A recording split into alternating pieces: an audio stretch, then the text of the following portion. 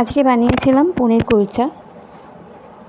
এটা একটা নতুন শিখেছি আমি এই রান্নাটা, তো আজকেই প্রথম বানিয়েছি আর হয়েছিল খুব ভালো। এখানে আমি দেখো ময়দা নিয়েছি, আমি 500 মতো ময়দা নিয়েছি।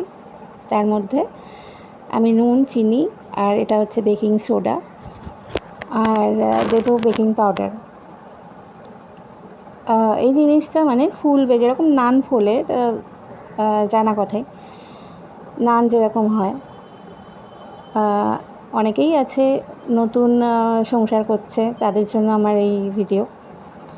তো এখানে দিয়ে দিয়েছি তেল আর দিয়েছি অনেকটা পরিমাণ টক দই। টক দইটা বেশি দিতে হবে। দিয়ে এটা খুব ভালো করে মিশিয়ে নেব। ভালো করে মিশিয়ে নিয়ে যাতে টক দইটার সঙ্গে ময়েশ্চার আছে বলে এই যে আমি এখানে টক দই প্যাকেটটা ধুয়ে ওই জলটা দিয়েছিলাম। জলটা যেরকম লাগবে সেরকম দিয়ে মেখে নেবে। মাখাটা একটু নরম হবে, খুব একটা শক্ত হবে না, লুচি টুচির মতো, একটু নরম মাখা হবে। আর এর মধ্যে আমি সাদা তেল দিয়ে এটাকে ভালো করে মাখিয়ে নিয়েছিলাম। মেখে নিয়ে দেখো এটা ভালো করে তেলটা এর মধ্যে মাখিয়ে নিয়ে এবার এটা আমি একটা গরম জায়গার মধ্যে রেখে দেবো 3-4 ঘন্টার জন্য। আমি মাইক্রোওভেনটা প্রিহিট করে নিয়েছিলাম। এবার তার মধ্যে আমি এই জায়গাটা গরম থাকে, প্রিহিট করে নিয়েছি যেহেতু একটু গরম হয়ে গেছে ভেতরটা, চাপা দিয়ে আমি এটা বন্ধ করে রেখে দিয়েছিলাম। আমি 4 ঘন্টা মতো রেখেছিলাম, আপনারা অন্তত মিনিমাম 3 ঘন্টা রাখতেই হবে। দেখো ময়দাটা ভালোই ফুলে গেছে।